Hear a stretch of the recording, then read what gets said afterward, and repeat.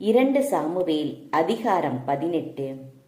அப்சலோமின் தோல்வியும் சாவும். தாவீது தம்மோடு இருந்த வீரர்களை கணக்கெடுத்து அவர்கள் மீது 100 தலைவர்களை நியமித்தார்.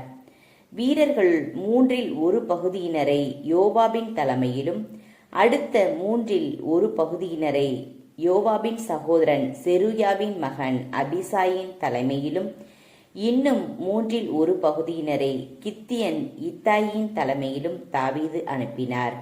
தாமும் அவர்களோடு புறப்படுவதாக அரசர் வீரர்களிடம் கூறினார்.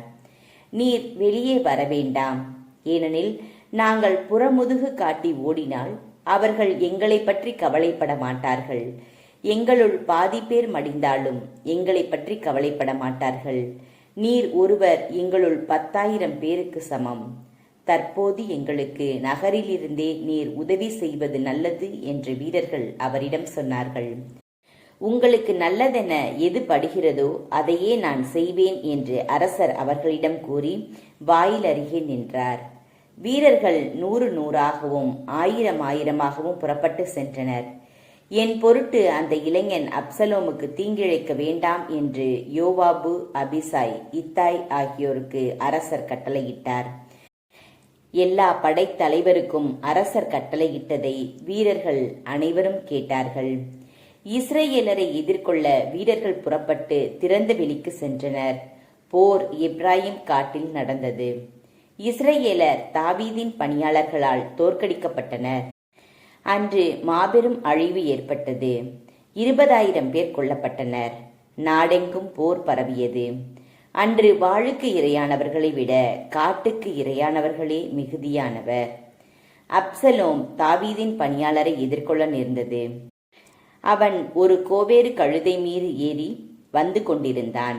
அது பெரிய கருவாளி மரத்தின் அடர்த்தியான கிளைகளுக்கு கீழே சென்று கொண்டிருந்தது. அப்போது அவனது தலை கருவாளி மரத்தில் சிக்கிக்கொள்ள அவன் விண்ணுக்கும் மண்ணுக்கும் இடையே தொங்கினான். அவன் ஏறி வந்த கோவேறு கழுதை முன்னே சென்று விட்டது. இதை கண்ட ஒரு வீரன் யோவாபிடம் சென்று, இதோ அப்சலோம் கருவாளி மரத்தில் தொங்குவதை கண்டேன் என்று கூறினான். யோவாபு அதை சொன்னவனை நோக்கி, என்ன நீ கண்டாயா? அவனை ஏன் நீ அங்கேயே வெட்டி தரையில் வீழ்த்தவில்லை? நான் உனக்கு 10 வெள்ளிக்காசுகளையும் 1 கச்சையையும் தந்திருப்பேனே என்று கூறினார். அதற்கு அம்மனிதன் யோவாபிடம் கூறியது, என் கையில் 1000 வெள்ளிக்காசுகளை நீர் நிறுத்து கொடுத்தாலும் அரசரின் மகனுக்கு எதிராக நான் கையோங்க மாட்டேன். இளைஞன் அப்சலோமுக்கு தீங்கிழைக்க வேண்டாம் என்று உமக்கும் அபிசாய்க்கும் இத்தாய்க்கும் அரசர் கட்டளையிட்டதை நாங்கள் கேட்டோமே. மாறாக நான் என் மனசான்றுக்கு எதிராக நடந்திருந்தால் அது அரசருக்கு தெரியாமல் போகாது. நீர் என்னை கைவிட்டிருப்பீர். உம்மோடு இவ்வாறு நான் நேரத்தை வீணாக்க மாட்டேன் என்று சொல்லிவிட்டு யோவாபு தன் கையில் 3 ஈட்டிகளை எடுத்துச் சென்று உயிருடன் கருவாளி மரத்தில் தொங்கிக் கொண்டிருந்த அப்சலோமின் நெஞ்சில் அவற்றை பாய்ச்சினார். மேலும் யோவாபின் படைக்கலன் தாங்கிய 10 பேர் அப்சலோமை சூழ்ந்து வெட்டி கொன்றனர். யோவாபு எக்காலம் ஊத வீரர்களை நிறுத்தி அவர்கள் இஸ்ரேலரை பின்தொடர்வதை விட்டனர். அவர்கள் அப்சலோமை தூக்கி சென்று காட்டில் ஒரு பெருங்குழியில் தள்ளி அதன் மேல் பெரும் கற்குவியலை எழுப்பினர். அச்சமயம் இஸ்ரேலர் அனைவரும் தம் வீடுகளுக்கு ஓடிவிட்டனர். அப்சலோம் தனக்கு ஒரு மகன் இல்லாத காரணத்தால் தன் பெயரை நினைவு கூர்வதற்காக தன் வாழ்நாளிலேயே தனக்கென்று அரச கணவாயில் ஒரு தூண் நிறுவியிருந்தான். அதற்கு அவன் தன் பெயரையே வைத்தான். இந்நாள் வரை அது அப்சலோமின் நினைவு சின்னமாக இருக்கிறது. தாவீது அப்சலோமின் இறப்பை அறிதல். சாதோக்கின் மகனாகிய அகிமாசு நான் ஓடி அரசரிடம் சென்று ஆண்டவர் அவரை தன் எதிரிகளிடமிருந்து விடுவித்துள்ளார் என்ற செய்தியை அறிவிக்க அனுமதி தாரும் என்று சொன்னான். அதற்கு யோவாபு, இன்று நீ செய்தியை எடுத்து செல்ல வேண்டாம். இளவரசர் இறந்துவிட்டதால் இன்று வேண்டாம். வேறொரு நாள் செய்தியை எடுத்து செல்லலாம் என்று சொன்னார். ஆனால் யோவாபு ஒரு கூசியனிடம், நீ சென்று கண்டவை அனைத்தையும் அரசரிடம் சொல் என்று சொல்ல அவனும் யோவாவை வணங்கிவிட்டு ஓடி சென்றான். சாதோக்கின் மகன் அகிமாசு மீண்டும் யோவாபிடம், என்ன நேரிடினும் நானும் கூசியனின் பின் ஓட எனக்கு அனுமதி தாரும் என்று கேட்டான். மகனே, இச்செய்தியை சொல்வதனால் உனக்கு எப்பரிசும் கிடைக்கப் போவதில்லை. பின் ஏன் நீ ஓட வேண்டும் என்று யோவாபு பதில் கூறினார். நடப்பது நடக்கட்டும், நான் ஓட விரும்புகிறேன் என்று அவன் மீண்டும் சொல்ல, சரி ஓடு என்று யோவாபு மறுமொழி கூறினார். அகிமாசு குறுக்கு பாதையில் ஓடி கூசியனை முந்தி சென்றான். அப்போது தாவீது இரு வாயில்களுக்கும் இடையே அமர்ந்து கொண்டிருந்தார். காவலன் மதிலின் வாயிலுக்கு மேல் ஏறி சென்று கண்களை ஏறெடுத்து பார்த்தான். ஓர் ஆள் தனியாக ஓடி வருவதை கண்டான். காவலன் குரல் எழுப்பி அரசரிடம் கூற, அரசர் தனியாக வந்தால் அவனிடம் நற்செய்தியுள்ளது என்றார். அந்த ஆள் இன்னும் அருகில் வந்து கொண்டிருந்தான்.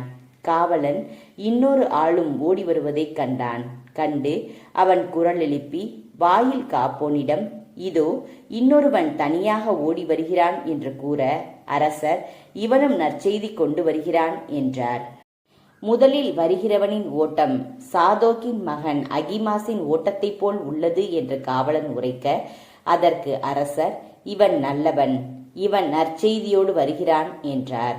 அப்போது அகிமாசு குரல் எழுப்பி நலம் உண்டாகுக என்று அரசரிடம் சொன்னான். அவன் முகம் குப்பர தரையில் வீழ்ந்து அரசரை வணங்கி, என் தலைவராம் அரசருக்கு எதிராக கையோங்கியவர்களை ஒப்படைத்த உம் கடவுளாகிய ஆண்டவர் போற்றி போற்றி என்றான். இளைஞன் அப்சலோம் நலமா என்று அரசர் வினவ, அகிமாசு, அரச பணியாளனும் உன் அடியானுமாகிய என்னை யோவாபு அனுப்பும்போது அங்கு பெரும் குழப்பமாக இருந்தது. ஆனால் அது என்னவென்று எனக்கு தெரியாது என்றான். அரசர் அவனை நோக்கி, விலகி அங்கேயே நில் என்று கூற, அவனும் விலகி நின்றான். அப்போது கூசியனும் வந்து, என் தலைவராம் அரசரே, நற்செய்தி, இன்று ஆண்டவர் உமக்கு எதிராக எழுபவர்களின் கரத்தினின்று உம்மை விடுவித்துள்ளார் என்று கூறினான். இளைஞன் அப்சலோம் நலமா என்று அரசர் வினவ, கூசியன், என் தலைவராம் அரசரின் எதிரிகளும் உனக்கு எதிராக தீங்கிழைக்க எழுந்துள்ள அனைவரும் அந்த இளைஞனைப் போல் ஆவார்களாக என்றான். அப்போது அவர் அதிர்ச்சியுற்று, என் மகன் அப்சலோமே, என் மகனே, என் மகன் அப்சலோமே, உனக்கு பதில் நான் இறந்திருக்கலாமே, அப்சலோமே என் மகனே என்று கதறிக்கொண்டே அவர் வாயிலின் மாடியறைக்கு சென்றார்.